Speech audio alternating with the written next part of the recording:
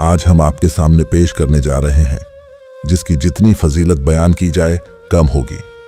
जब एक माँ ने अपने दर्द और तड़प के साथ बाबा ताजुद्दीन रहमतुल्लाह अलैह के दरबार से पुकार लगाई तो करम का समंदर जोश में आ गया।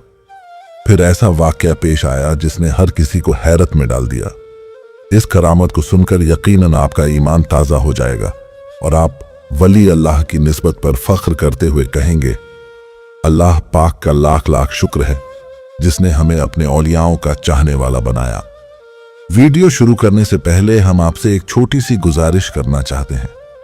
अगर आप हमारे चैनल ताजी वॉइस पर नए हैं तो अभी चैनल को सब्सक्राइब कर लें ताकि वलियों की करामातों और अजमतों से भरे इसी तरह के रूहानी वीडियो आप तक लगातार पहुंचते रहें।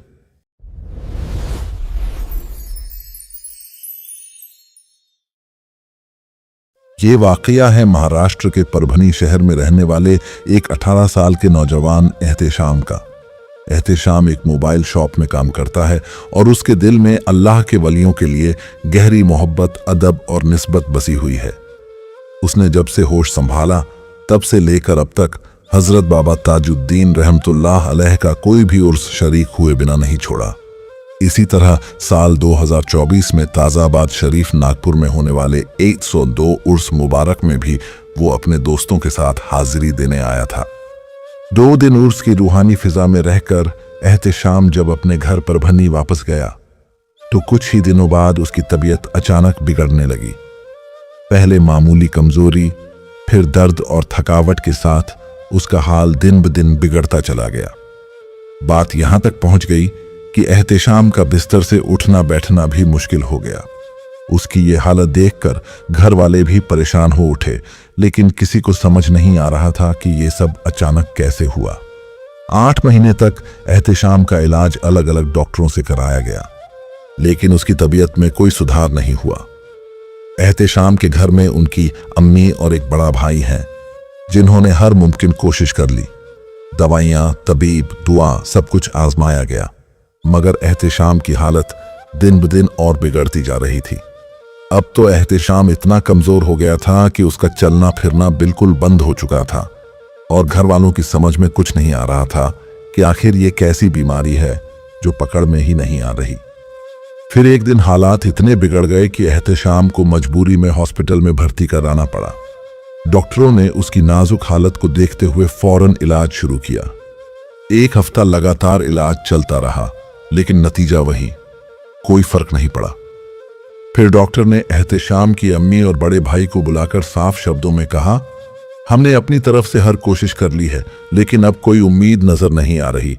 हालात बहुत नाजुक हैं। ये सुनकर घर वालों के पैरों तले जमीन खिसक गई।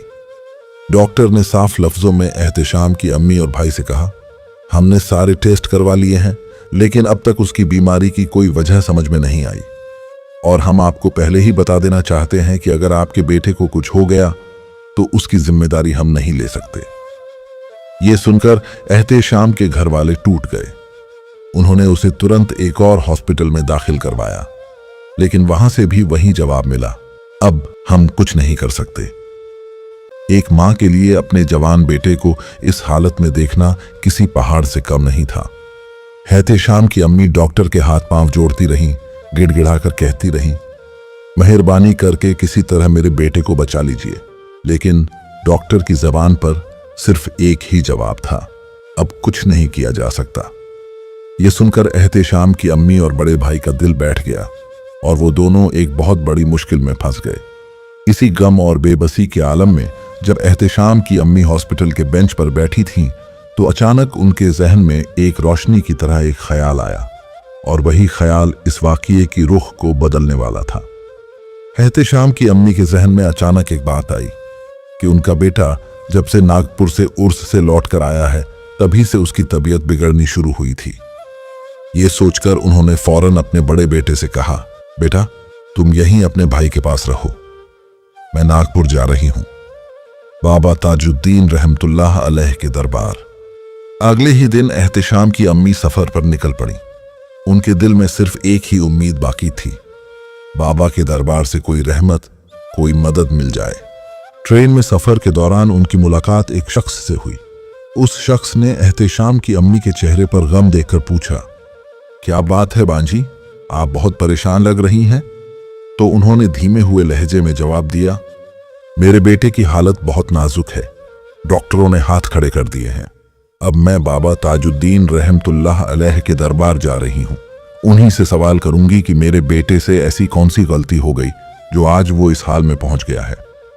उनकी आंखों में आंसू थे, लेकिन दिल में एक रूहानी उम्मीद भी जाग रही थी। एहतेशाम की अम्मी जैसे ही नागपुर ताजाबाद शरीफ पहुंची तो उन्होंने बिना कुछ खाए पिए सीधा बाबा ताजुद्दीन रहमतुल्लाह अलैह के दरबार का रुख किया। वहां जाकर वो बाबा के निशान के पास बैठ गईं और रोते हुए अर्ज करने लगी, मेरा बेटा आपके उर्स में शरीक होने आया था और यहां से वापस जाते ही उसकी तबीयत बिगड़ती चली गई। आज वो जिंदगी और मौत के बीच लाचार पड़ा है। उनकी आंखों से आंसू थमने का नाम नहीं ले रहे थे और दिल अंदर ही अंदर एक मां की तड़प से जल रहा था। बेबस और टूटे दिल से उन्होंने कहा, मैं कुछ नहीं जानती बाबा, मुझे मेरा बेटा पहले जैसा ही सेहतमंद चाहिए। जिस तरह एक मासूम बच्चा अपने माँ बाप से जिद करता है, उसी तरह एहतेशाम की अम्मी भी बाबा ताजुद्दीन रहमतुल्लाह अलैह के दरबार में बाबा से जिद कर रही थीं। वो वहीं बाबा के निशान के पास बैठी रहीं, आंसू बहाते हुए, दुआ करते हुए। रात के 3:30 बज चुके थे, मगर एहतेशाम की अम्मी की आंखें अब भी नम थीं और होठों पर एक ही सदा थी, बाबा जान, मुझे मेरा बेटा वापस चाहिए। बस उसी वक्त थकावट और आंसुओं के बीच एहतेशाम की अम्मी की आंख लग गई और वो थोड़ी देर के लिए सो गईं। नींद में ही उन्हें एक रूहानी ख्वाब आया, जिसमें एक आवाज सुनाई दी, क्यों जी अम्मा, इतना रोती क्यों हो?